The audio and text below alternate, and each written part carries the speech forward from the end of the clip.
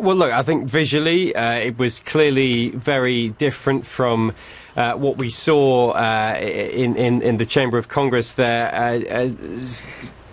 Stacey Abrams was surrounded by women, a very diverse group of women. That was a point clearly that the Democrats wanted to get across tonight. She also brought up several topics that we didn't hear about in President Trump's speech. She talked about climate change. At one point, she talked quite extensively about voting rights in the United States, talked about racism at one point as well, criticised the Republicans' tax bill, talked about the impact that she thought that had on many Americans here. And she also talked about the government shutdown that we've seen, the longest ever government shutdown, that 35-day government shutdown that really kicked off this year. That wasn't really mentioned at all by President Trump in his address. She made a big deal about the fact that lots of furloughed federal workers during that time have been struggling to pay their bills. And she made clear that the Democrats were opposed to another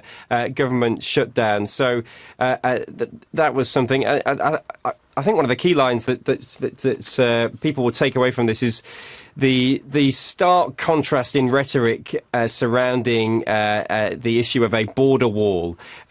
We heard from President Trump in his address outline why he thinks it is a critical issue, something of national importance for the US to pursue.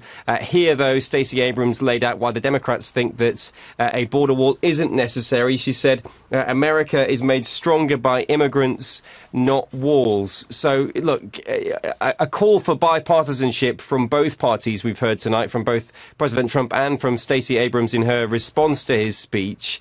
But when you dig down into the details of what they laid out, two very different visions of what America should look like going forward.